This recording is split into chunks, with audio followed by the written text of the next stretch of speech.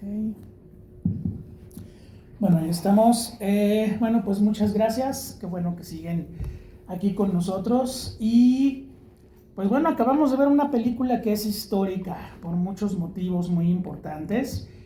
Quiero hacer un pequeño resumen de esos motivos y ya que todos la platiquemos después, porque pues la Noche de los Muertos Vivientes tiene una relevancia muy grande en lo que es la historia del cine americano y del cine independiente y del cine de terror. Son como diferentes niveles que podemos encontrar en la película. En primera, pues es una producción que se realiza en un contexto donde las cosas en el cine norteamericano están cambiando. Apenas vienen comenzando su carrera los Scorseses, los Coppolas, Brian De Palma, George Lucas. Ahí vienen estudiando cine en las universidades. Y George Romero es también parte de esta generación, aunque pues no va a dedicar sus esfuerzos tanto como al cine que dirigieron aquellos personajes. En este caso, George Romero es un hombre que viene de la Universidad de Pittsburgh, estudia en el área de comunicación, se va hacia trabajos muy interesantes en radio y en televisión y en publicidad sobre todo, donde aprende a trabajar toda una serie de texturas y toda una serie de producciones de bajo presupuesto que finalmente van a desembocar en lo que es esta película. Estas generaciones que van a venir en la década de los 60 y 70 también tienen muy claro que no quieren depender de los estudios para poder hacer el cine que ellos quieren hacer. Entonces, pues George Romero se asoció, siguiendo un poquito el modelo de Francis Ford Coppola con Zoetrope, se asocia con un grupo de compañeros y deciden hacer esta empresa que se llama Image 10, que venía, pues digamos, juntando dinero de parte de gente que trabaja en los medios de comunicación, en la radio y en la televisión de Pittsburgh, y que en un momento dado dicen, pues creo que podemos tener la fuerza, la infraestructura para poder levantar un largometraje.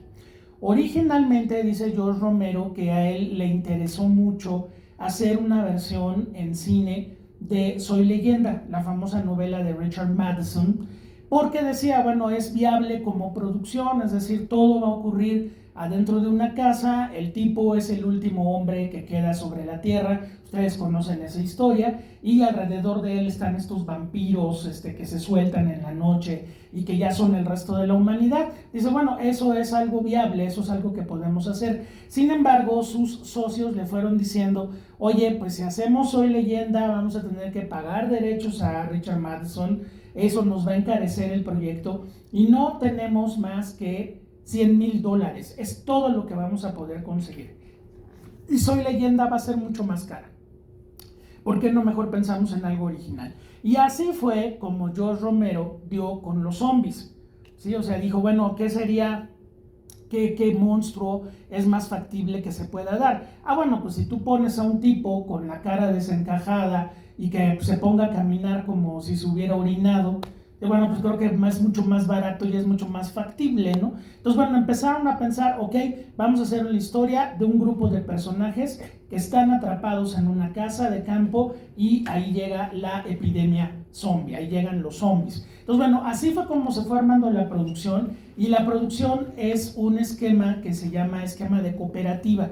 Todos los actores y todos los técnicos de la película aportaron su sueldo, digamos, para poder tener la película terminada, y luego cuando la película se estrenara ya se iban a dar los dividendos dependiendo de pues las categorías en el rodaje. Entonces, La Noche de los Muertos Vivientes, dice George Romero, que se filmó a lo largo de 35 fines de semana, viernes, sábado y domingo a veces, trabajando en horas de noche o en horas de mañana, con todo un reparto que estaba compuesto por absolutos desconocidos. No hay un solo personaje de esta película que hubiera hecho nada de cine. Sí habían hecho televisión algunos, sí habían hecho teatro independiente algunos más, pero finalmente la película, con amigos, con un rodaje guerrillero completamente, se va a terminar a lo largo de 40 fines de semana, utilizando una casa que estaba ya condenada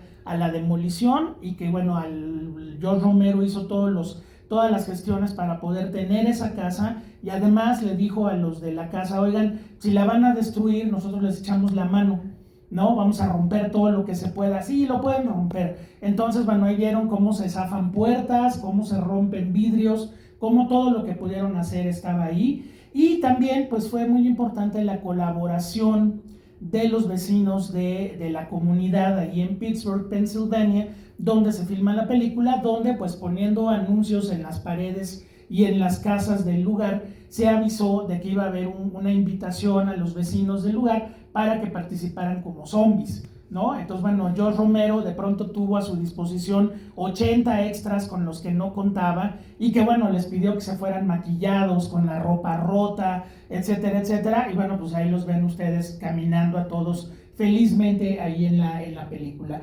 Entonces, una vez que la película se terminó el rodaje, y vinieron 2 o 3 meses de una postproducción, donde aquí es importante decir que Romero asumió muchos cargos de la producción. Era el director. Guión, siempre decía Romero que no era realmente un guión suyo, sino un trabajo colectivo, porque lo que les dio a los actores fue una instrucción, y esa instrucción hacía que los actores improvisaran los diálogos. De hecho, los monólogos que de repente tienen los personajes, si se dan cuenta, se repiten muchas cosas, ¿no? Bueno, porque filmaban un fin de semana, cortaban, y al siguiente fin de semana retomaban, y de repente hay como diálogos que se repiten 1 o 2 veces, ¿no? Entonces, bueno, los actores fueron también reescribiendo sus personajes, y bueno, pues ahí es donde ven el resultado final, ¿sí? Entonces también asumió el rol de director de fotografía y de editor, o sea, eran prácticamente 4 o 5 cargos, mientras uno de los socios estaba en la televisión pública de Pittsburgh, en una especie de biblioteca de sonidos y de música, que fue de donde sacaron los efectos de sonido para la película, y toda la música que escucharon era música previa que se había utilizado en diferentes comerciales o en la televisión, y que no tenía derechos de autor.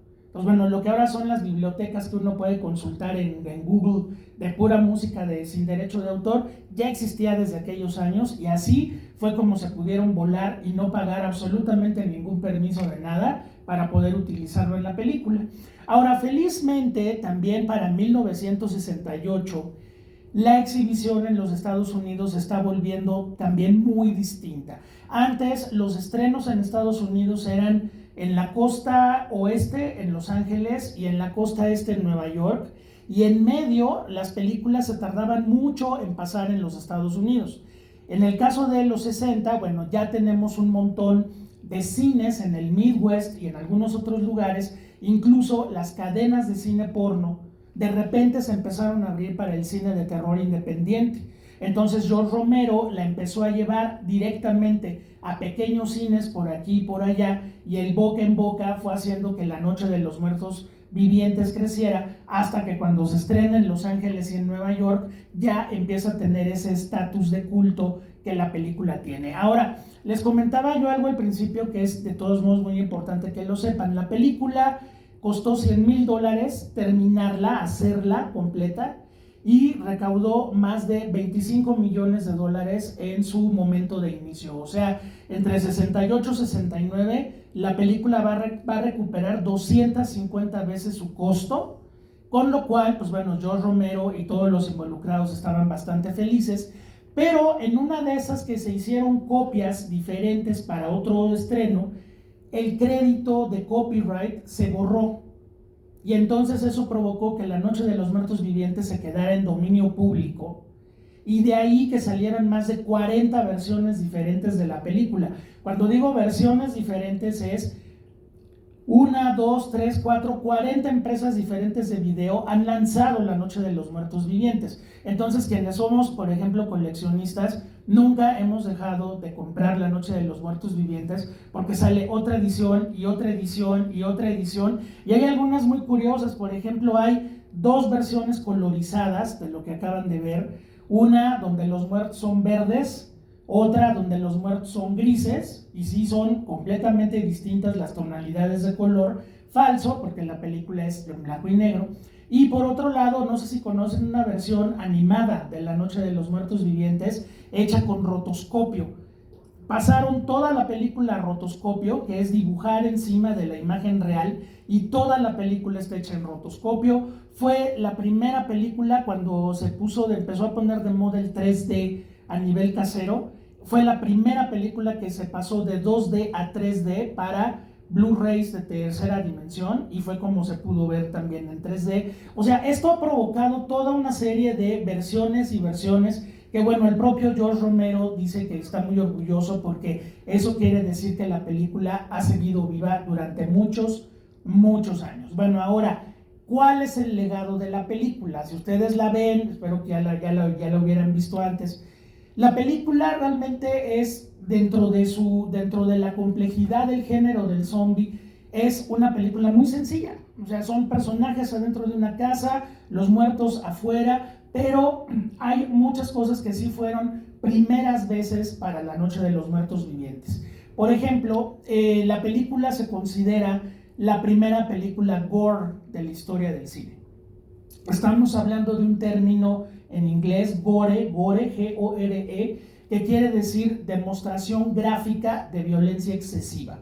Sí, o sea, aquí vimos cómo se le clavan en la frente picos a los muertos, vemos cómo los muertos van a una barbacoa y cómo están comiéndose pedazos y órganos humanos, ¿no? Vemos un exceso de violencia. Entonces, por primera vez en la historia del cine americano, esos niveles de violencia se alcanzaron de manera completamente explícita. Y también que La Noche de los Muertos Vivientes se haya filmado en el 68, pues implica muchas cuestiones históricas que le están ocurriendo a los Estados Unidos. Tenemos una guerra en Vietnam que Estados Unidos está perdiendo. Tenemos una contracultura sumamente eficaz que está derrumbando muchos mitos del sueño americano. Todavía tenemos el Flower Power y el Peace and Love, que no van a tardar mucho en desaparecerse. Y bueno, muchos críticos importantes de la época que vieron La Noche de los Muertos Vivientes, que por cierto se estrena el 1 de octubre de 1968 en los Estados Unidos, pues veían en la película una metáfora de esa violencia social donde finalmente los muertos se comen a los vivos y la gente se come entre sí. Hablando algunos críticos del capitalismo voraz, hablando algunos críticos de las referencias a Vietnam, viendo cómo, pues bueno, hay un asunto importantísimo en la película, el héroe afroamericano, pues bueno, el único afroamericano que tenía derecho a pisar las pantallas de Hollywood era Sidney Poitier, nada más. Y de pronto, George Romero sorprende mucho con el personaje de Ben, que lo interpreta Dwayne Johnson, y que Dwayne Johnson era pues un actor de teatro que le vio el anuncio del casting, llegó y se quedó, y de alguna forma los socios de Romero le decían, oye, pero este actor es afroamericano, ¿cómo va a ser el héroe? Y decía Romero, ¿por qué no va a ser el héroe? Una, y dos, fue el que hizo el mejor casting. Sí, pero es afroamericano, y eso qué importa, es un muy buen actor. Entonces se quedó, y bueno, también eso implicó muchas lecturas para la película, en un momento donde van a asesinar a Martin Luther King, el mismo año del rodaje de la película. El movimiento de los derechos civiles de la comunidad afroamericana llega a un gran momento de pues ya poder tener libertades y poder tener cosas muy importantes para ellos. Entonces que el héroe sea un actor afroamericano, también eso lo hace muy importante, ¿no? Ahora, bueno, en la carrera de Romero, ustedes saben que pues Romero nunca pudo separarse del cine de terror, y hablando de sus zombies, pues al menos en 5 películas más vamos a tener referencias a este mismo género. El Alba de los Muertos del año 78, que es estupenda, Dawn of the Dead, que sería como una especie de secuela a lo que pasa aquí. Originalmente Romero quería filmar el antes, durante y después de la epidemia zombie. No alcanzaba el dinero, finalmente se quedó con el antes o en el momento, y luego decía Romero, estuvo bien, dice, porque primero quería ver cómo mis personajes reaccionaban y cómo los humanos reaccionamos ante un horror como el que se está viviendo aquí. Después ya el horror se normaliza y vamos a ver cómo sobrevivimos. Y entonces ahí viene El Alba de los Muertos, El Día de los Muertos, El Diario de los Muertos, La Tierra de los Muertos y Survival of the Dead, que es la última película que alcanzó a filmar. Y en medio, pues muchas películas realmente muy notables y muy sabrosas. Por ejemplo, la maravillosa Martin, si la conocen, la del chavito vampiro que pues no tiene dientes y tiene que chupar sangre con jeringa. Bueno, esa es una de sus grandes películas. Su colaboración con Stephen King y homenaje a los Easy Comics de terror que había en los años 50, que es Macabras Historias de Horror. Y bueno, también con Stephen King otra película notable que se llama La Mitad Siniestra, donde un escritor acaba provocando el nacimiento de su doble malvado, ¿no? Entonces, bueno, Romero nunca va a dejar de ser un cineasta interesante. Desde luego los zombies pues fueron sus hijos y está considerado el padre del movimiento zombie y de la cultura zombie en el cine. De ahí en adelante muchos otros directores la retomaron, pero sin duda las 5 o 6 películas de George Romero son, digamos, la Biblia de ese subgénero del terror, que es el zombie, que también tiene pues muchas vicisitudes y muchas líneas sociales y culturales, ¿no? En buena medida un personaje que está pegado a su celular todo el tiempo se acaba convirtiendo en un zombie, ¿sí? Y el zombie también es una cultura que, según algunos dicen, es un rechazo al sistema, un rechazo a la normalidad, y por eso se vuelve uno un zombie, etcétera, etcétera, ¿no? Entonces, bueno, es un movimiento que, empezando por una cuestión de viabilidad, que era, vamos a hacer una película de zombies porque es para lo que nos alcanza, se acabó convirtiendo en todo un movimiento cultural global, donde, bueno, todo el mundo reconoce a George Romero como el padre de los zombies cinematográficos, ¿sí? Entonces, bueno, por favor, me gustaría también escucharlos a ustedes, a ver qué nos pueden decir de La Noche de los Muertos Vivientes. ¿Ya la habían visto en pantalla grande? ¿No la habían visto? ¿No? En un festival macabro, no recuerdo cuál, pero en una edición del Festival Macabro, pasamos una copia en 35 milímetros que tiene la Cineteca Nacional de La Noche de los Muertos Vivientes, y cuando entran los muertos a la casa, ya que él se esconde en el sótano, cuando entran los muertos a la casa se abrieron las puertas de la sala, eran las salas grandes todavía, y entraron actores disfrazados de zombies, se pararon en las paredes de la sala, y de pronto cuando se prendió la luz, pues imagínense, ¿no? Todos los zombies empezaron a acercar al público y fue una experiencia muy divertida, muy divertida. Así que bueno, ¿quién quiere comenzar? ¿Quién quiere comentar algo? A ver, anímense. Por acá, maestro Emilio.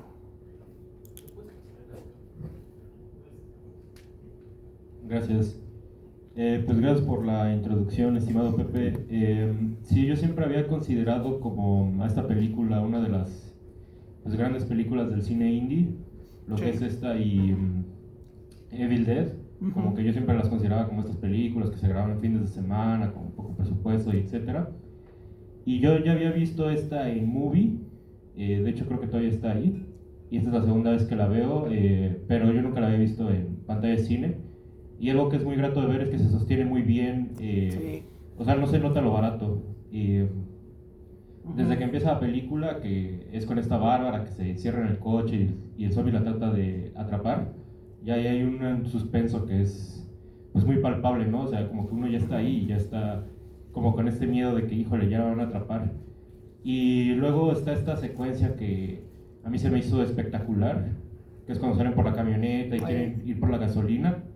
Y ahí los valores de producción se me hacen, bueno, tanto la producción como el cómo está editado, la música, etcétera. Así yo dije, no, pues está esto espectacular. Entonces yo también quisiera decir eso de esta película. O sea, sí se nota que es una película que no tiene mucho, pero que sí, o sea, el sentimiento principal de terror y de suspenso lo logra facilísimo. Ahora sí que sin asperezas, ¿no? Entonces eso es algo que creo que es muy apreciable de esta película. Y sí, yo había escuchado bastante de que tiene estas lecturas políticas. Yo no había ligado tanto con Vietnam, pero pues sí, creo que también el contexto histórico y también en el modelo de producción, ¿no? Porque pues, un año después se va a estrenar Easy Rider y va a pasar todo esto del New Hollywood, y etcétera, etcétera. Pero yo, por ejemplo, como que sí la vi como una película muy platónica. O sea, en un sentido de que son las personas que están como que en una caverna casi y o sea, a través de la radio, de los medios de comunicación, se les va informando lo que está ocurriendo afuera, ¿no? Claro.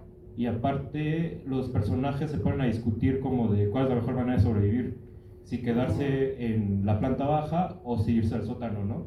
Y entonces como que ya ahí se hace como una discusión, un diálogo sobre cuál es la mejor manera de sobrevivir, que creo que eso es lo que lo hace todavía más interesante. O sea, la película es casi que bueno, yo la vi así ahorita, es casi como una suerte de imaginación de cómo reacciona el ser humano ante la adversidad, ¿no?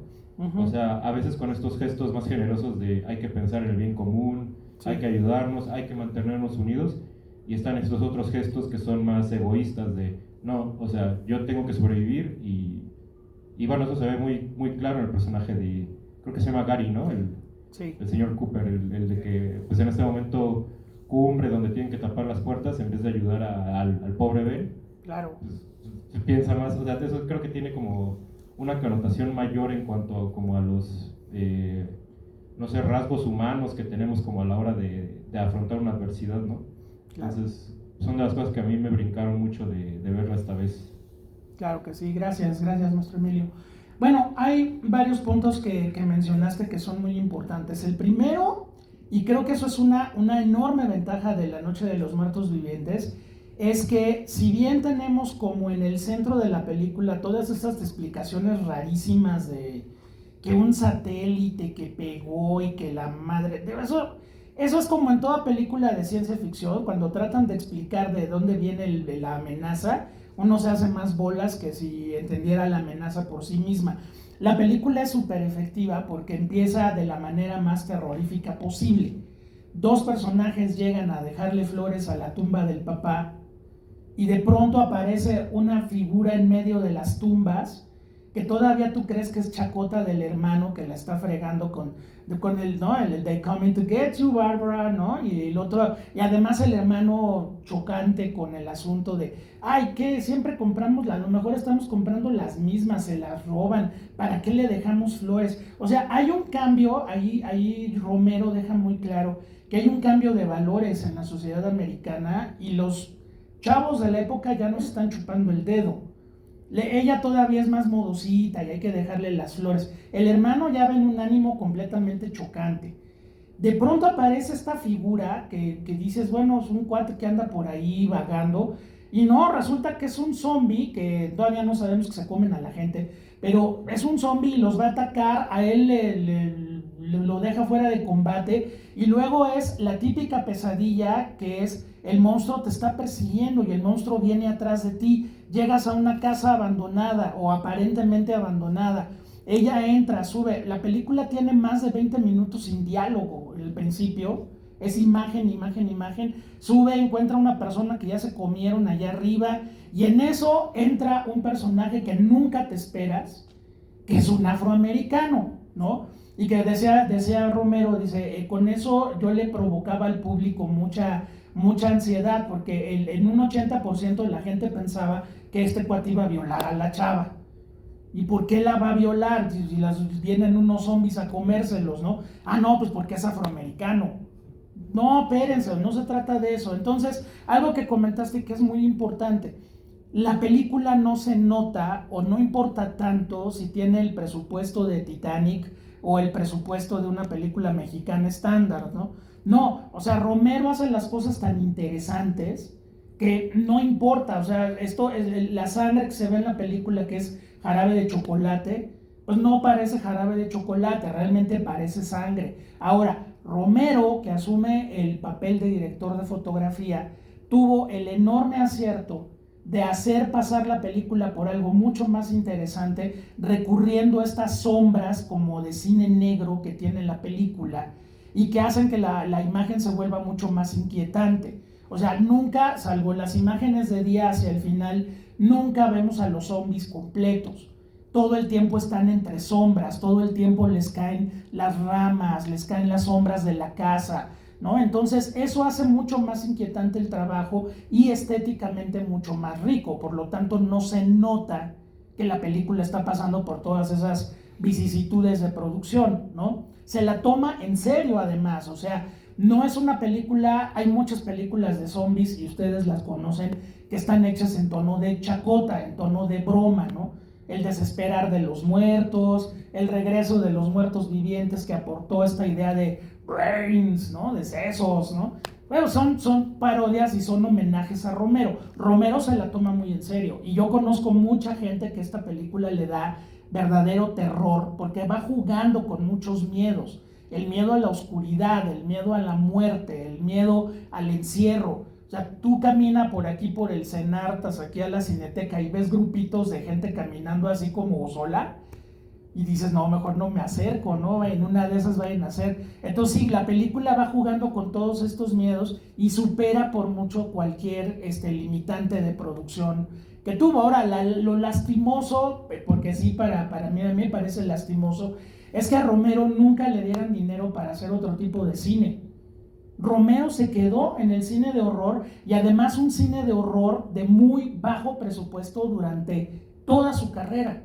O sea, yo no entiendo por qué en ningún momento un productor pensó en darle otro proyecto o confiar en él en otra cosa, ¿no? Porque era un tipo que sabía de literatura, que sabía de géneros, que sabía de cine y solamente zombies, ¿no? Le iban dando dinero para las películas de zombies. Entonces, bueno, ¿qué hace Romero? Pues ir haciendo cada vez más rico este raigambre de los zombies y hacer 6 películas que cada una tiene distintas aportaciones y distintas metáforas sociales, ¿no? No sé si se acuerdan en el Día de los Muertos, la tercera, donde hay un muerto que ya empieza a hablar, ya empieza a articular palabras porque se está relacionando con los humanos, ¿no? O por ejemplo en el Alba de los Muertos, donde en algún momento uno de los personajes pregunta ¿por qué estos muertos se la pasan en un centro comercial? Y alguien le responde, pues es que aquí estuvieron la mayor parte de su vida. ¿Sale? Entonces ya Romero va metiendo otro tipo de ideas en las siguientes películas. Aquí era la aventura de un grupo de jóvenes, todos de no más de 30 años, que dijeron, tenemos la lana y tenemos la forma de hacer una película. Y salieron los zombies, y bueno, pues ya de ahí en adelante se siguieron, ¿no? Pero es muy importante por eso. Además, menciona a Easy Rider. El año siguiente a esta película se estrena el primer largometraje de Scorsese.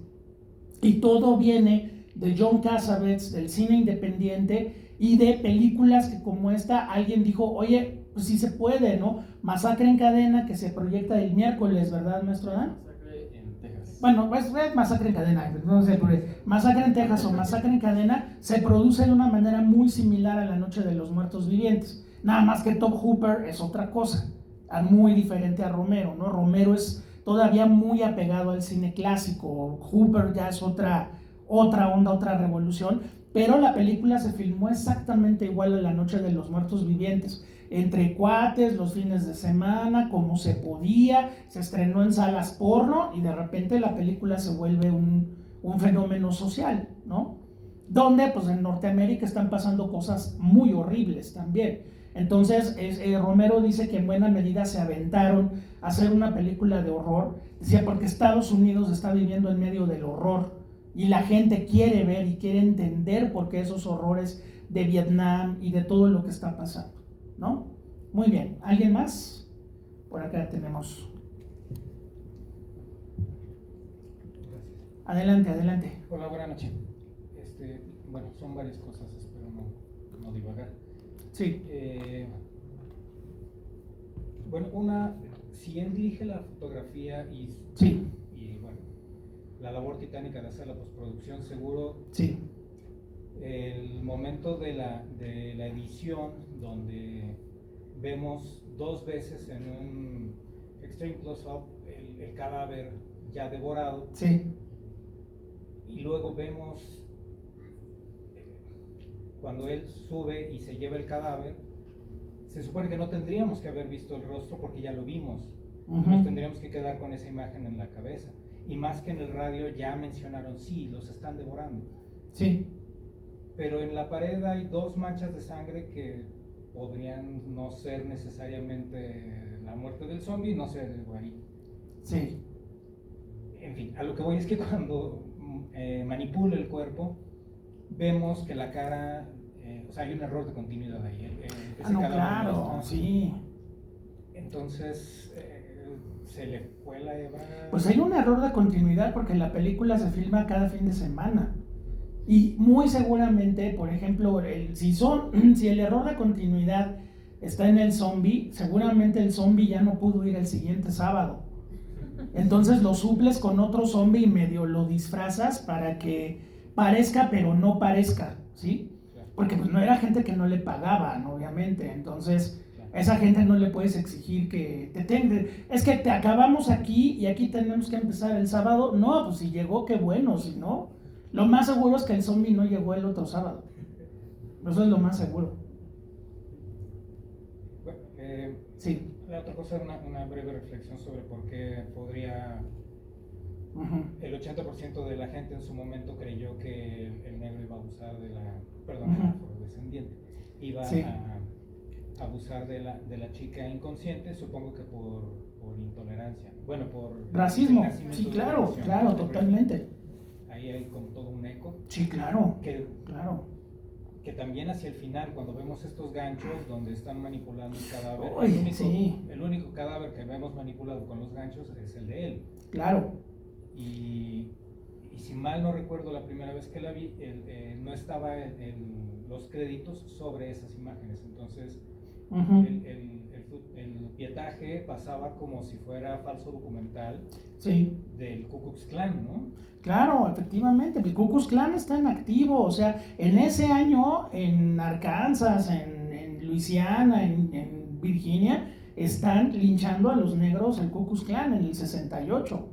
Entonces no son gratuitas las imágenes que pone Romero y además no son ajenas para mucho público americano que sabe que eso está pasando.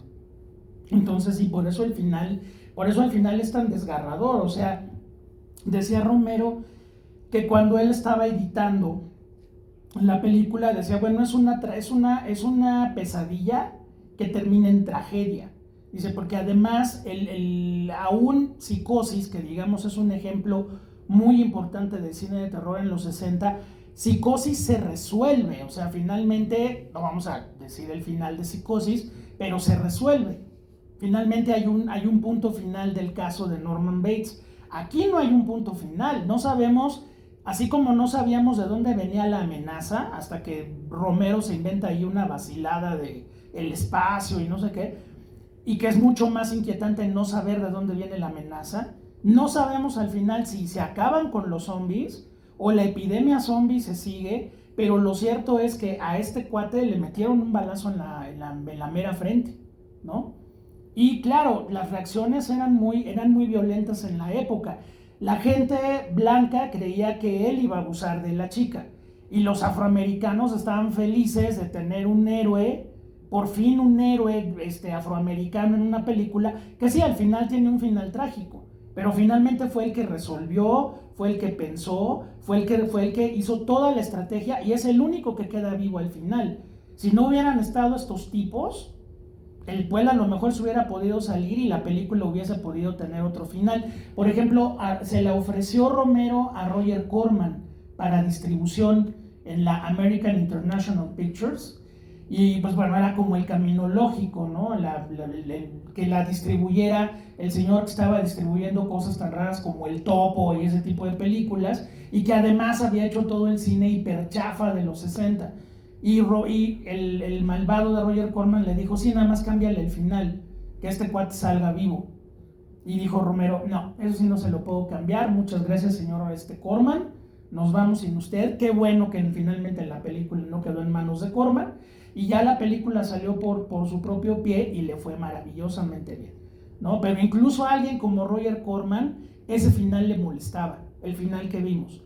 Y sí, lo agarran como si fuera una res y lo echan a la hoguera, ¿no? Y no hay posibilidad de escape. O sea, eso finalmente es lo que queda de la película tan fuerte. Es una pesadilla que no se resuelve a favor, de que finalmente en la pesadilla tú abres los ojos y la pesadilla se termina. ¿Te acuerdas que estás soñando?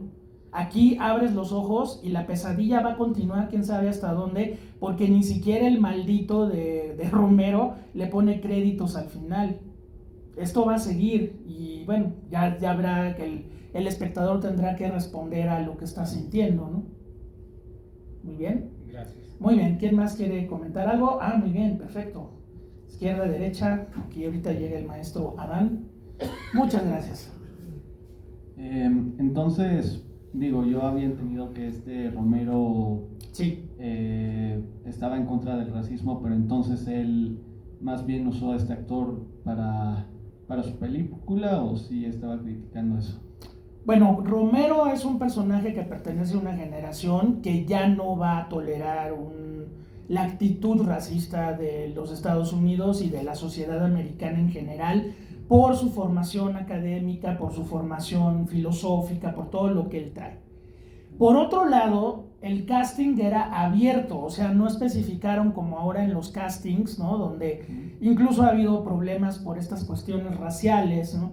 De repente hubo directores de casting que pedían actor de tez humilde, ¿no? Donde pues obviamente algunos actores dijeron, oye, ¿qué es eso de tez humilde? Pues que se vea prieto mexicano. Entonces, eso es tez humilde, ¿no? Entonces, bueno, hubo montones de problemas por ello. O los directores de casting que ponen tipo latino internacional. O sea, que puedas pasar por venezolano, colombiano o mexicano sin problema. Yo no sé cómo, pero según ellos hay un tipo latino internacional. Entonces, bueno, Romero lanzó el casting y como era una película en las condiciones que se iba a filmar, pues no te puedes poner específico de lo necesito 1.70, mamey, ¿no? No, era un casting, buscamos actores y de repente llega este cuate, lee el personaje, lo que había escrito Romero, que finalmente ni quedó en la película, y lo vio hablar, vio el tamaño, vio todo y dijo, pues este cuate fue el mejor de todo el casting. Lo puso, pero desde luego lo puso no por una cuestión de vamos a pegarle, vamos a patear el avispero, no, lo puso porque fue el mejor actor que leyó el personaje. Y dijo, bueno, si es negro o es blanco no importa, o sea, es una invasión zombie, ¿a quién le importa? Pero claro, en el año, momento histórico de la película, lo pone y acaba resultando un bombazo, sobre todo en esos términos raciales para esos Estados Unidos, ¿no? Pero no, Romero, desde luego que poniéndolo también a Dwayne Johnson, pues está de alguna manera representando a la comunidad afroamericana como una comunidad que resuelve, que hace lo que tiene que hacer y que finalmente se acaba ganando la supervivencia, ¿no? También, por ejemplo, la secuencia que el maestro Emilio dice que le parece muy épica, tiene una de las más grandes idioteces que uno puede ocurrírsele, que es que de pronto sale la gasolina y se la avienta una antorcha, ¿no? A ver, diría Hitchcock, hay mucha gente que se ríe y dice, ¿por qué? ¡Qué tontos! ¿Por qué le echaron la gasolina a la antorcha? A ver, ¿cuántas invasiones zombie has sobrevivido que sabes que vas a hacer todo bien?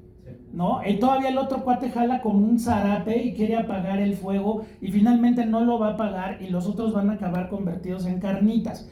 Esa especie de estupidez que hacen en esa secuencia gana para la película, porque finalmente dices, son cuates de a de veras que están tratando de sobrevivir en un apocalipsis zombie.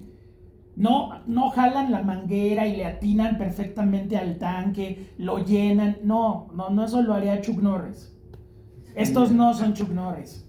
Y esa falibilidad, el que adentro tengas un cuate que te tiene que ayudar y se hace güey, y no solamente se hace güey, te odia y es un racista supremacista blanco, eso sí es de terror, eso da más miedo. Por eso cuando le dice, yo lo debería de aventar allá afuera que se lo comieran, es una gran frase en la película, ¿no?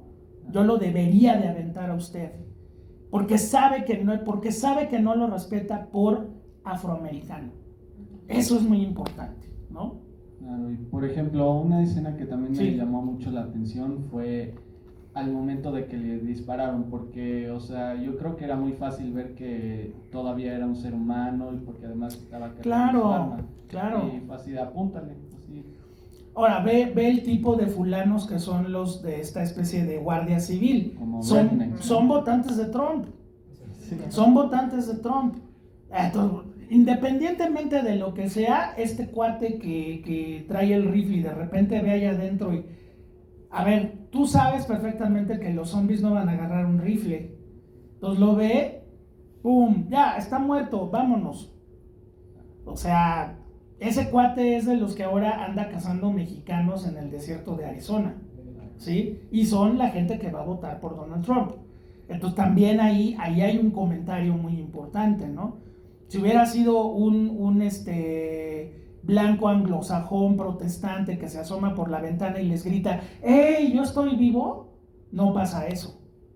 Pero si hubiera gritado, ¡hey, yo estoy vivo!, y es nuestro personaje protagónico, le disparan. Claro que sí.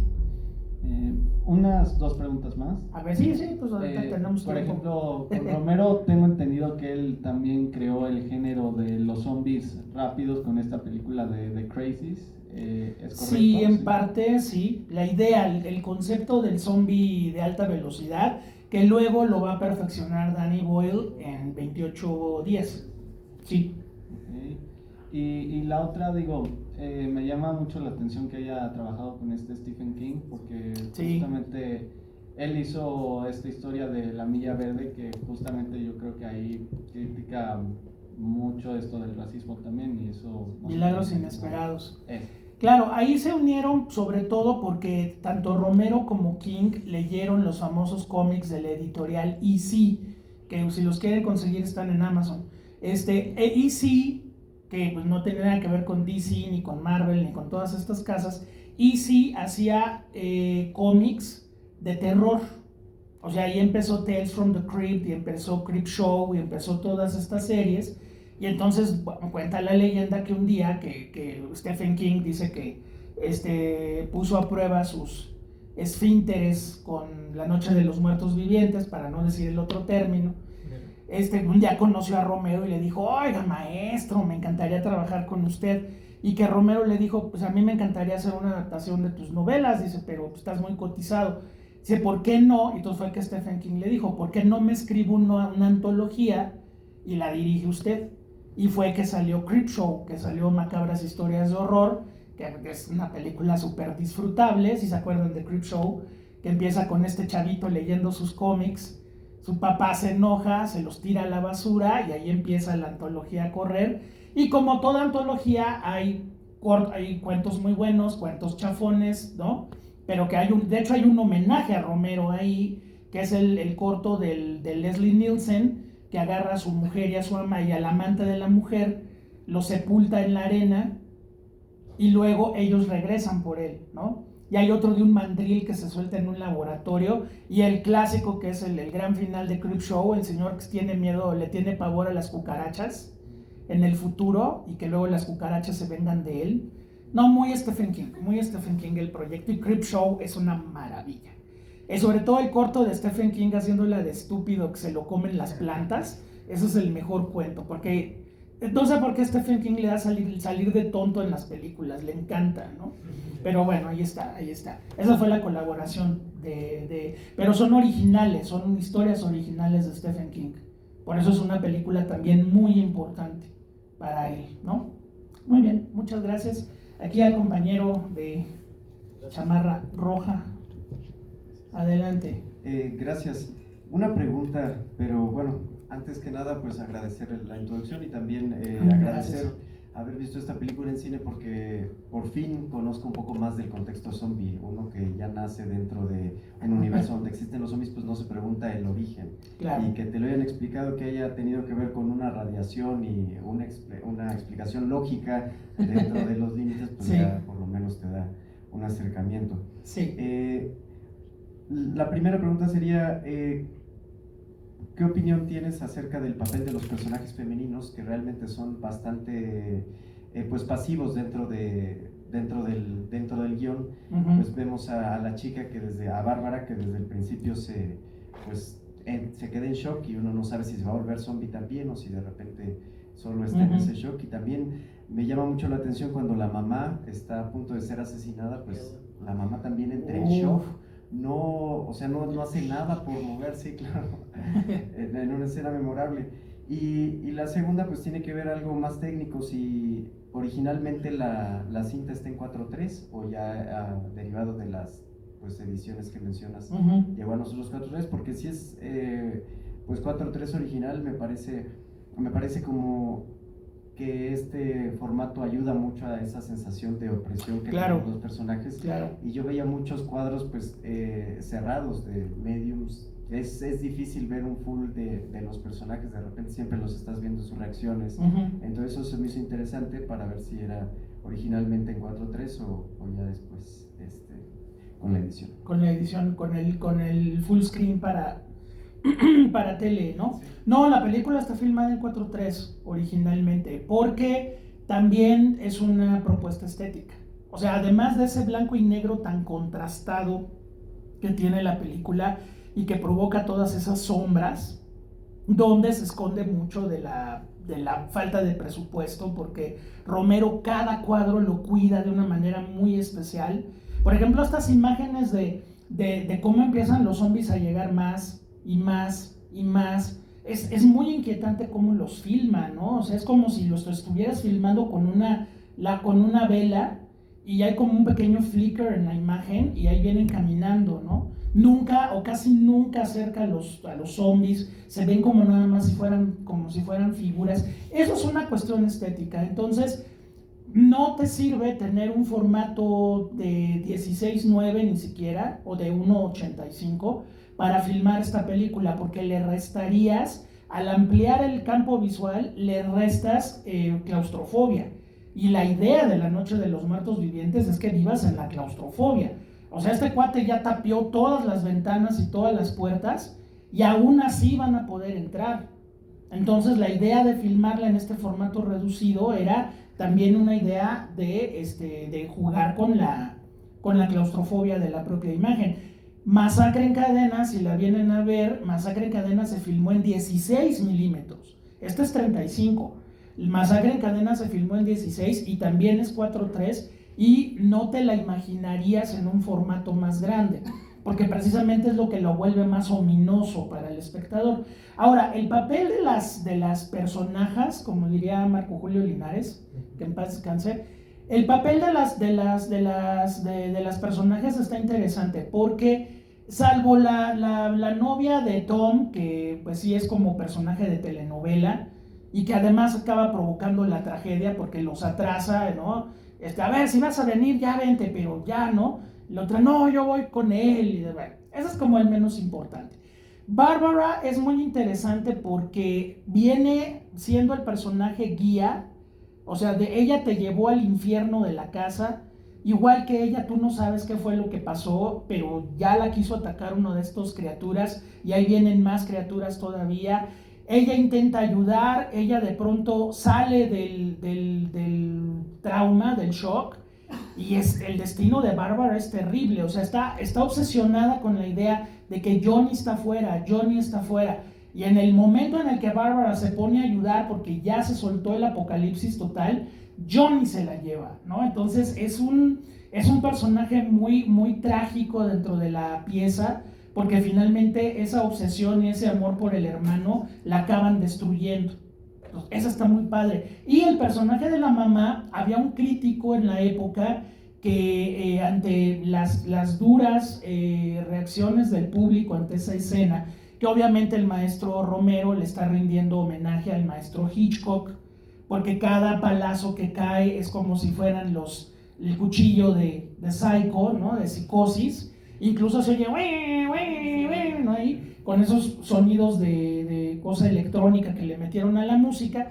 En un momento dado, uno de los críticos que revisa la película, que es Robin Wood, que es un crítico importantísimo canadiense, dice, a ver, ¿qué no una niña en un momento dado de su vida no ha querido matar a su madre? Dice, aquí vemos ese deseo sublimado. La niña no solamente se estaba comiendo a su papá, ahora mata a su madre, ¿no? Y la mata de esa manera tan artera y tan brutal. Y entonces ahí Robin Wood hace una reflexión y dice, esta es una película donde Romero está presentando también a una generación que se va a acabar comiendo a sus padres, ¿no? Entonces, bueno, finalmente el otro personaje que no mencionaste fue la niña. O sea, la niña acaba con su familia en un momento donde el pleito generacional y el rompimiento entre generaciones, la generación del 68 y sus papás, se da de una manera brutal.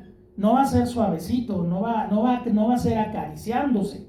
va a ser rompiéndose totalmente. Es una generación que va a tener sexo con pastilla anticonceptiva, que va a decirle sí al aborto, que ya viene el feminismo corriendo ahí atrás de nosotros. O sea, hay muchas fuerzas que hay dentro de esas imágenes de La Noche de los Muertos Vivientes, ¿no?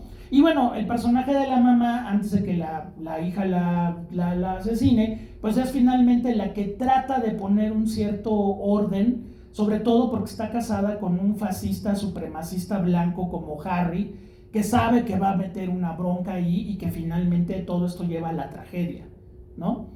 Entonces, bueno, los personajes femeninos son interesantes aquí por eso. O sea, no es que Romero quiera mantener a Bárbara como vegetal toda la película, no. El problema es que cuando Bárbara finalmente se crece al castigo, su propio hermano se la lleva, ¿no? Esa escena es terrible, terrible, porque, pues bueno, fue el inicio de la película, fue lo que le dio origen a la película. Y Johnny, convertido en zombie, no solamente se la lleva, sino que la va a compartir con los demás zombies. Es la última vez que la vemos, ¿no? Y ya sabemos qué le va a pasar. Entonces, sí son personajes fuertes, aunque, eso sí hay que decirlo, los actores le metieron mucha mano a los personajes. Por ejemplo, el propio Dwayne Johnson, Ben, decía que el personaje era mucho más esquemático en la visión de Romero. O sea, prácticamente era un cuate que clavaba tablas, ¿no? Y decía, no, mano, pues déjame meterle más, como más carnita, ¿no? Entonces él inventó el monólogo de que cuando está tratando de calmar a Bárbara, que le dice, estaba yo saliendo de un restaurante y de repente pasó una pipa incendiándose y alcancé a oír los gritos del chofer y vi que la cafetería estaba rodeada y luego ya no oí gritos. Eso lo inventó él. Y Romero le dijo, pues órale, date, ¿no? Date y ok, pues crea el contexto de tu personaje. Finalmente esto no es a rajatabla. Los actores colaboraron mucho con ello. Y bueno, hacerla de zombie, yo ya tuve el gusto de hacer un zombie en un corto de mis alumnos de la escuela de cine y fue divertidísimo, ¿no? Y sí, caminas así todo, ¿no? Y a mí me mancharon los dientes con Nescafé para que se vean todos mugrosos. Y luego me abrieron aquí una herida en el cerebro y no sé qué. Entonces es divertidísimo, la pasas bomba. Y contamos con el apoyo de los amigos de la Marcha Zombie, que fue el sábado pasado. Y entonces llegaron 80 zombies ahí al cine ópera y bueno, trabajamos con ellos padrísimo. Pero si van para atrás todos, una escalera, a ver ahora, acción. Y iban subiendo, ¿no? Es divertidísimo. Hacer una película de zombies es divertidísimo. Muy bien. ¿Algún otro comentario? Sí, creo que se me fueron mis compañeros, pero a ver, maestro Adán, aquí tenemos. Ok, gracias. Adelante. Hola. Hola. Yo soy del área de las áreas de ciencias sociales, soy trabajador social y yo observé dos cosas. Adelante. Uno, de todos los zombies que aparece uno desnudo y es una mujer. Ok. Eso es algo que me llama la atención, ¿no? Porque siempre se muestra la corporalidad femenina, desnudos, pudiendo haber, y dije, bueno, si salieron de las tumbas o donde estaban cuando fallecieron, ¿por qué estaría una zombie desnuda? Sí. Eso me pongo a plantear. Okay. Y otro, la estructura, bueno, las edades de estas personas que están en esta situación, que aparezcan 4 jóvenes, 3 adultos y una niña, y los primeros que fallecen son los jóvenes, ¿no? O sea, como si pareciera esta parte de que siempre está presente cuando hablamos de adolescentes y jóvenes, que no hay percepción del riesgo, ¿no? Por ejemplo, eso es lo que yo alcanzo a observar, pues, de las áreas sociales. Muy bien. Sí, bueno, está digamos, variaditas las edades, ¿no? El más grande es Harry y es el que es un maldito desgraciado, ¿no? Claro, entiéndase que esta película la escribe Romero a los 25 años, entonces, pues no, tus héroes no van a ser los señores de 60, ¿no? Van a ser los de tu generación, de tu edad, 25, 30, que era lo que él tenía en esa época. O sea, él se está identificando más con Ben, por ejemplo, que con incluso los otros chavos que, así, yo voy por la camioneta, sí, claro, ¿no? Eso. Y por otra parte, el personaje más chiquito de edad es el más terrible, que es la niña, que se come a su papá, mata a su mamá y luego ya se andaba queriendo comer a Ben allá arriba. O sea, esa niña es prima de la niña del exorcista. O sea, vamos a empezar a ver esos niños diabólicos, esos niños malsanos, que ya empezó en El bebé de Rosemary, que es justo del año de La noche de los muertos vivientes. Ahora, ¿por qué no hay un zombie masculino desnudo? Creo que se alcanza a ver uno que trae batita de hospital por ahí, que está así como cuando te ponen la batita en el hospital, que estás cubierto de enfrente y de atrás, surprise, ¿no? Pero estás entre enfermeras, entonces no hay tanta bronca. Entonces, sí, por ahí se alcanza a ver uno que se murió en el hospital, seguramente. Ahora, la lógica, pues aquí no aplica, o sea, hay muertos que están súper vestidos y hay muertos que están desnudos, o sea, ¿qué diferencia hubo ahí? No importa, son muertos. Pero también, aunque la película se filma en condiciones completamente independientes, ahora sí, independientes pero no clandestinas, o sea, Romero sí avisó al ayuntamiento, al alcalde de Pittsburgh, oiga, vamos a hacer esto, si se entera que hay desmadre y hay gente de muerta corriendo en las calles, somos nosotros. Incluso vieron que al final agradecen a la televisión pública de Pittsburgh, o sea, sí hubo un aviso de que iban a hacer una película, o sea, eso sí. Pero finalmente, aunque se hacen esas condiciones, no te puedes brincar las trancas industriales, que si tú pones un desnudo masculino integral en 1968, te cortan la película. Entonces Romero no se quiso de ninguna forma exponer a eso. Los desnudos integrales masculinos aparecen en Inglaterra en el 71, en una película que se llama Women in Love, Mujeres enamoradas, de Ken Russell. Hay una escena donde Oliver Reed y otro fulano de pronto están solitos en casa. La película ocurre en principios del siglo XX. Y entonces, pues qué padre, no estamos solitos en casa, no están las señoras, pues encuérate, man, ¿no? Y entonces los dos se encueran, no hay en ningún momento una insinuación erótica, sino pues dos machines que están en su casa y se encueran para estar más a gusto, ¿no? Pero ahí es la primera vez que de pronto Oliver Reed y el otro señor se paran frente a cámara y surprise. Pero eso es Inglaterra. En Estados Unidos siempre han sido mucho más mochos y mucho más gasmoños para ver eso. Por ejemplo, esto que mencionas sí es muy importante. Sharon Stone, cuando hizo Bajos Instintos, que Bajos Instintos, los del traductor del título, porque la película es Instinto Básico, no, ponle Bajos Instintos para que vayan corriendo, ¿no? Entonces, Sharon Stone se quejó, dijo, oigan, yo estoy aquí filmando la película ante 40 tipos del staff y Michael Douglas tiene que ponerse toallita porque él no quiere que lo vean y yo estoy aquí filmando desnuda. En ese momento Sharon Stone andaba con el director, con Paul Verhoeven, y entonces al otro día, Dios, no me parece, y al otro día les dijo, otra vez va a ser la misma, pues todo mundo se me encuera, si no, no filmo, parejitos todos, ¿no? Y todo mundo se encueró y entonces filmaron al otro día todos desnudos porque Sharon Stone dijo no se vale, además de que yo cobro ¿cuánto cobró? Cerca de $500,000 y Michael Douglas cobraba $3 millones, cosa que estuvo perfectamente mal porque habla de una desigualdad de salarios terrible. Dijo, ¿y por qué yo tengo que enseñar todo en la película y el señor no? Porque su contrato se lo impide. Y te estoy hablando del 92, esto es 68. Entonces, bueno, Romero no se la iba a jugar. El desnudo que se ve es un desnudo bastante elegante y bastante dentro de la película. Si entiendes que son muertos y traen pedazos de ropa y pedazos no, pero no podía poner un desnudo masculino porque entonces sí se venía una bronca. Ni modo, son cuestiones de la industria, ahí sí.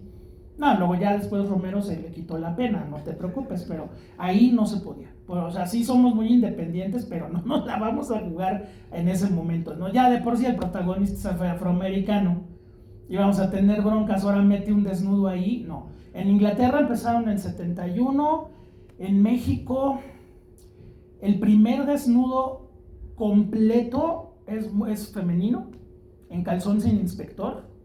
Hay dos chavas que salen completamente desnudas a cámara. Y hombre, pues yo creo que hasta La Pasión, según Berenice, en una escena que Pedro Armendáriz Jr. se levanta de una cama y está desnudo completamente. Y lo vemos desnudo de frente. La tarea, ¿no? No, pero eso es hasta 90, ¿no? Berenice es 75. O sea, en los 70 es cuando se empieza a ver, ¿no? Y aún a la fecha hay muy pocos actores que cobren mucho dinero que acepten salir totalmente desnudos. Al menos en Hollywood y en otros lados, ¿no? Porque, no, pues qué pena, ¿no? En cambio, pero sí a las mujeres, todo lo que se pueda, ¿no? Bueno, son sexismos que se tienen que ir revolucionando, ¿no? Y bueno, si ustedes vienen a la Cineteca, ven las películas que proyecta Cineteca, pues sí hemos visto de todo, ¿no? Ya el desnudo masculino pasa a segundo término de importancia porque ya hemos visto demasiados también, ¿no? No sé. Pero qué padre, muy bien que la viste así, qué padre, muchas gracias. Sí. Bueno, una cuestión sobre la simbología y creo que tiene que ver con lo social. Sí. No recuerdo, alguna vez escuché sobre justo la creación del género zombie, sí. Que estaba más vinculado como a la pesadilla pequeño burguesa de las masas sublevadas, sí.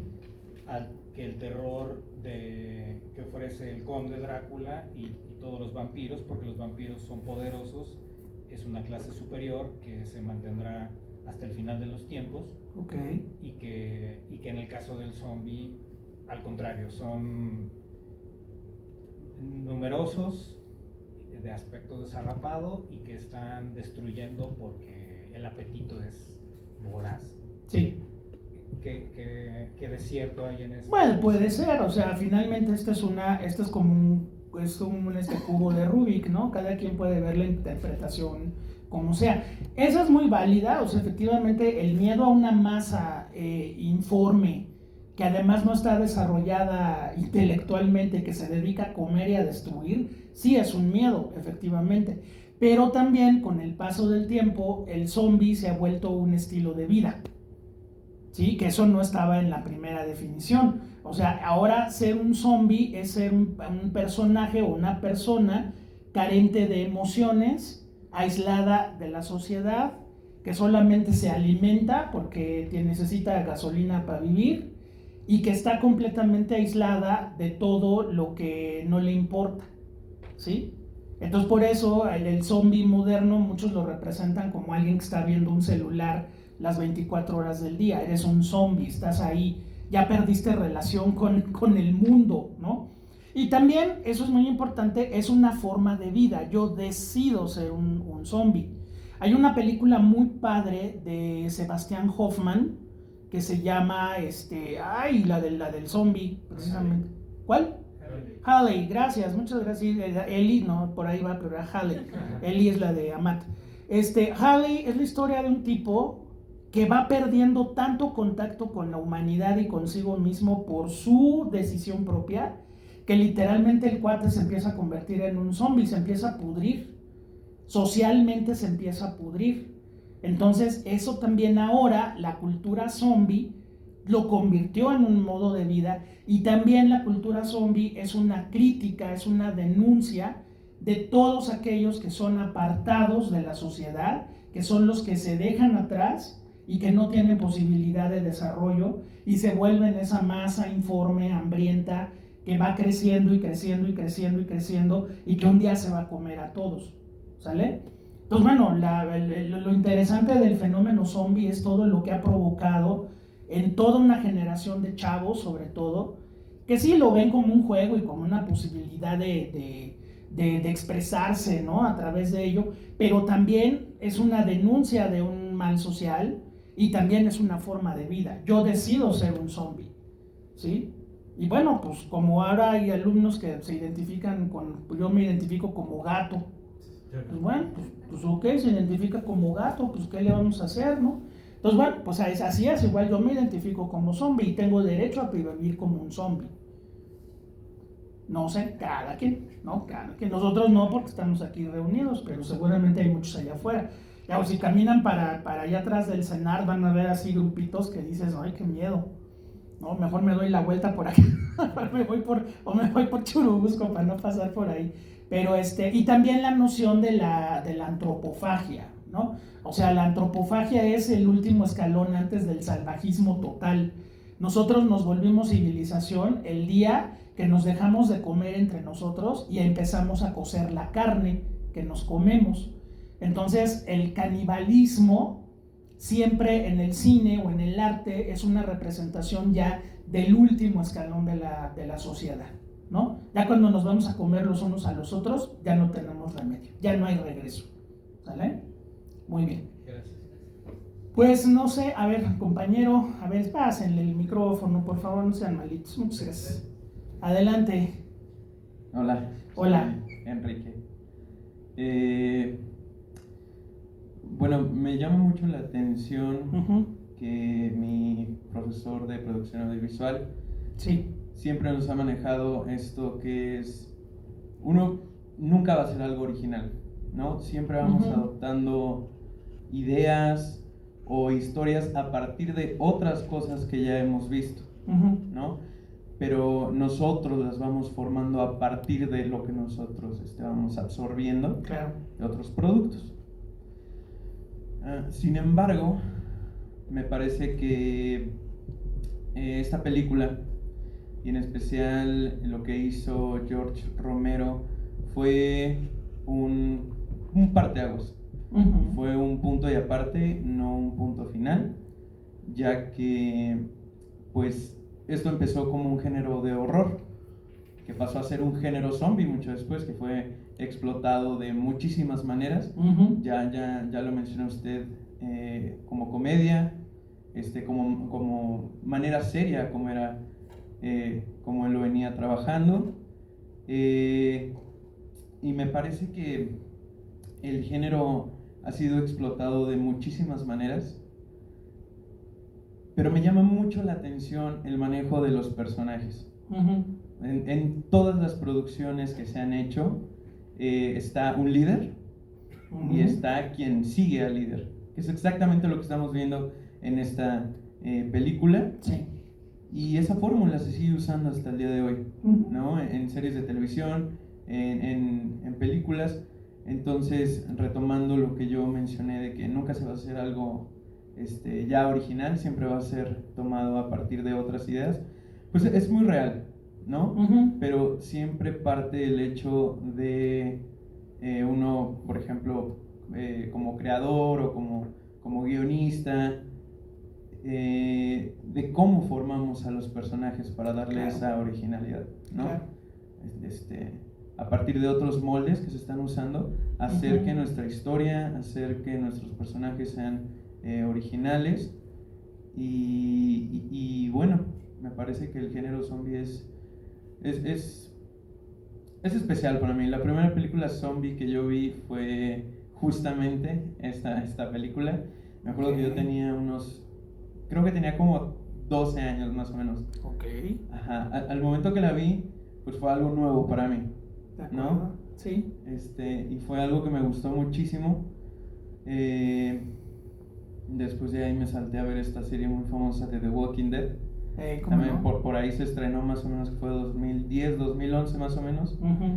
Y me fue interesando más y más y más, ¿no? Y despuésito de eso vi otra película que fue dirigida por Zack Snyder. El Amanecer de los Muertos. Versión Zack Snyder. Ajá, que en aquel entonces a mí me daba mucho miedo, siempre que la veía era soñar con zombies, ¿no? Y ya viéndola a esta edad, que ya tengo 23 años, es como de, pues esto no me da miedo, ¿no? O sea, está muy, es una mafufada. Pero vuelvo a ver esta película y aunque no me genera un miedo como tal, sí es como me emociona el verla, ¿no? Porque hay varios aspectos técnicos como los manejos de las luces, son muy evidentes como estos errores de continuidad de repente,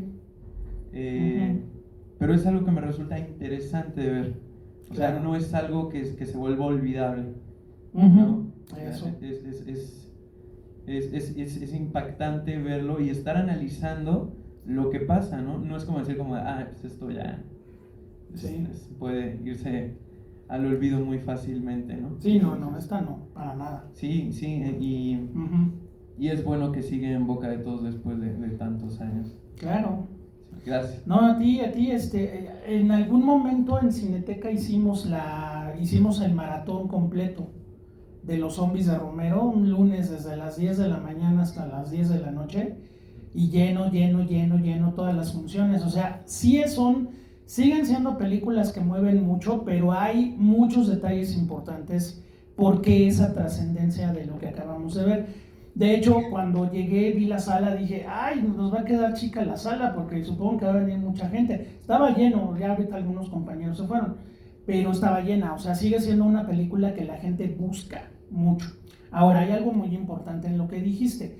Romero se la tomó en serio, y las 6 películas de su saga de zombies, podríamos hacer un resumen de que son películas que te hablan no sobre una epidemia zombie, sino sobre la condición humana que está confrontando una emergencia. ¿Cómo se comporta la condición humana ante esa emergencia? Cuando te tienes que poner al tiro, no te pones al tiro. Cuando tienes que colaborar, no colaboras. Cuando tienes que dar ideas, te pones a sentirte el líder. El líder a veces puede llevar al equipo de la perdición. O sea, estoy tratando de hacer un resumen como de todas las 6 películas, y lo peor de todo, cuando se empiezan a pasar de lanza con los zombies. Porque hay algunas películas de la saga de Romero donde el zombie se vuelve una víctima. Por ejemplo, la tercera, que le ponen hasta audífonos y lo ponen a bailar, hasta que un día dice, como que el zombie dice, ¿qué chingados estoy haciendo aquí? ¿No?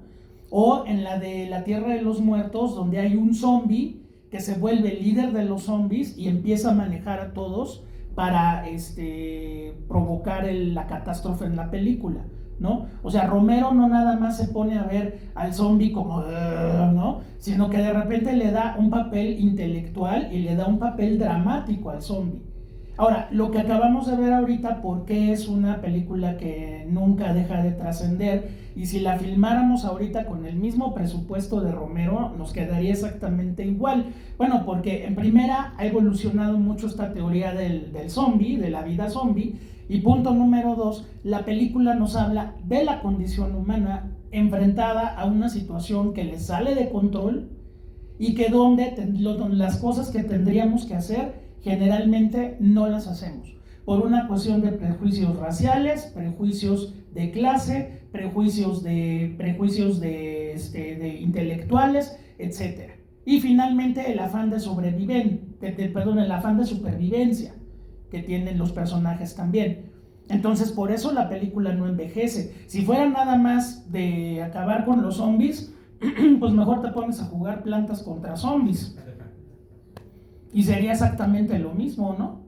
No, aquí los personajes están tan bien hechos, dentro de que los actores son malitos. Por ejemplo, Tom y la novia que acaban en Barbacoa son muy malos, ¿no?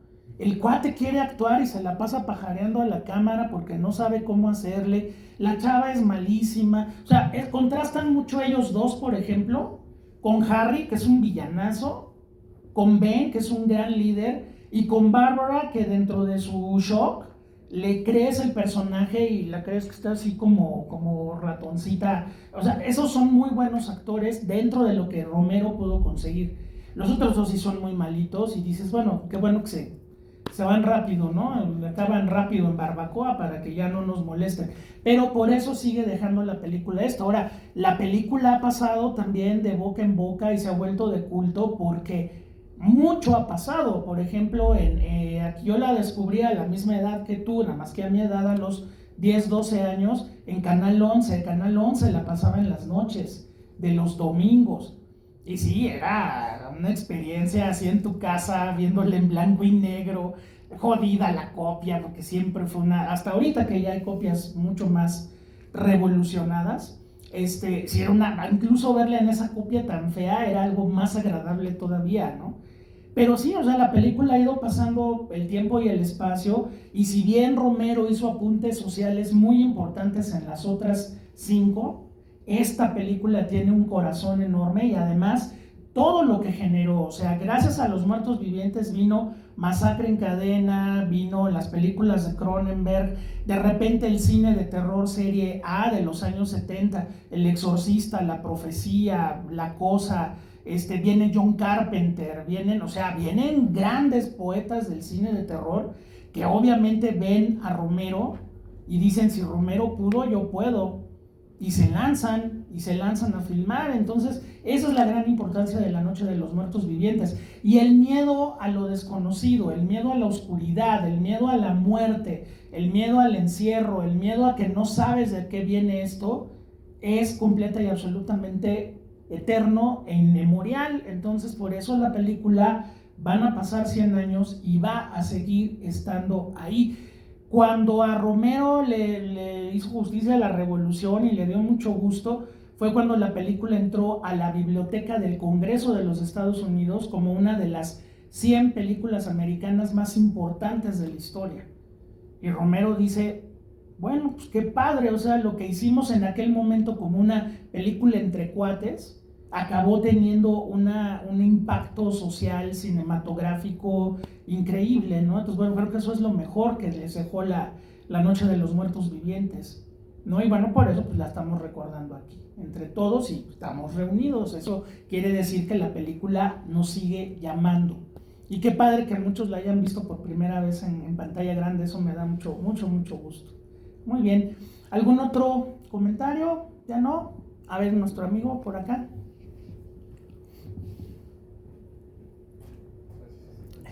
Adelante. Muchas gracias por la cátedra. Gracias a ti. Hace un par de días estaba platicando con mi abuelo sobre Pedro Páramo. Sí. Y él me contaba que fue una obra muy revolucionaria para él y su generación. Ajá.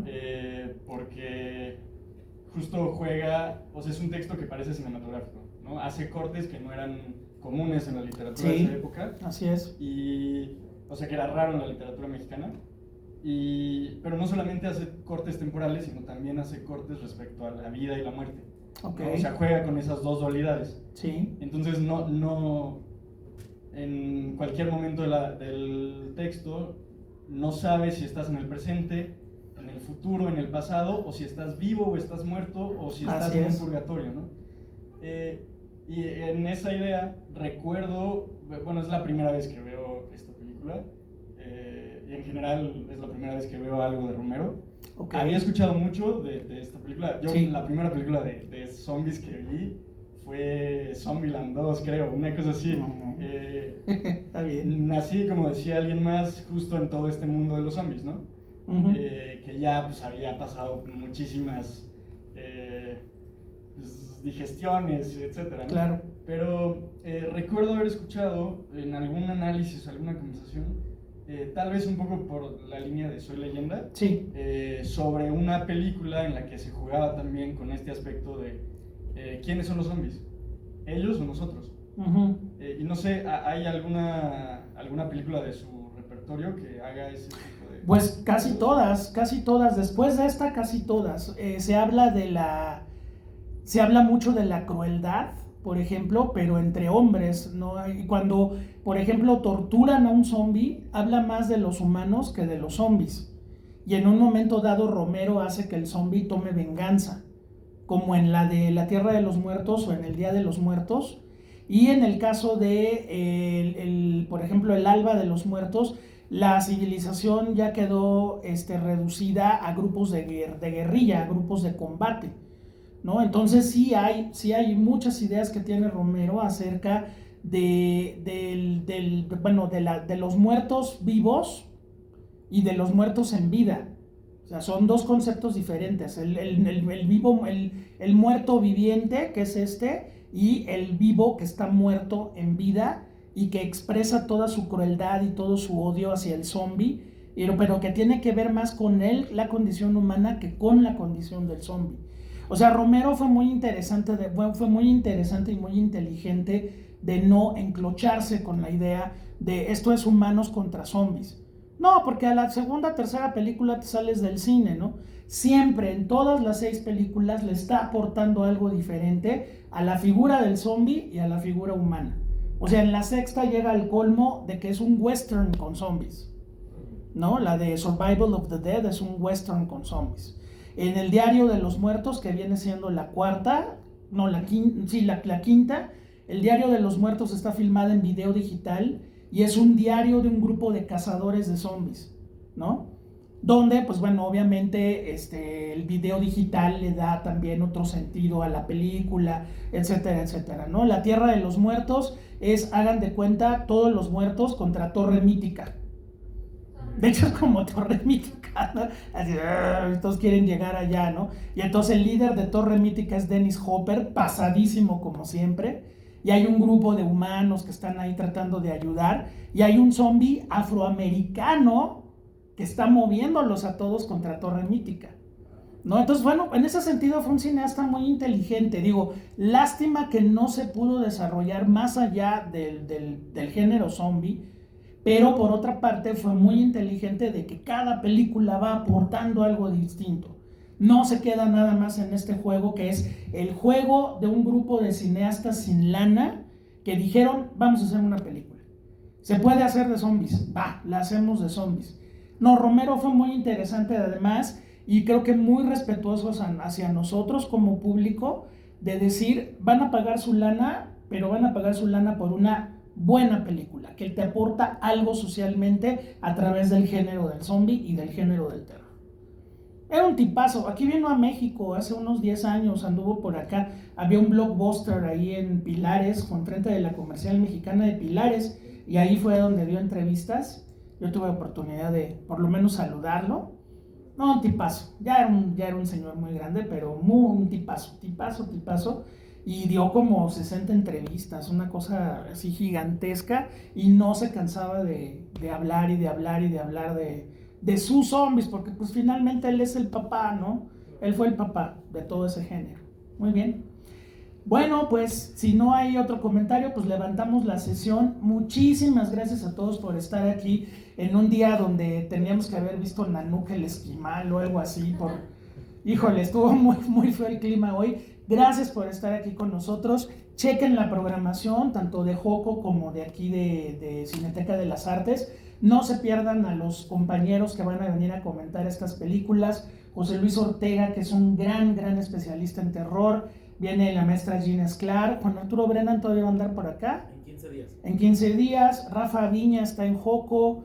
Yo ando acá también de repente de invitado. Entonces, bueno, no se pierdan a los invitados y no se pierdan las películas, porque van a venir muchos clásicos muy padres del cine de terror y muchas sorpresas para diciembre también. Así que los esperamos en esta actividad.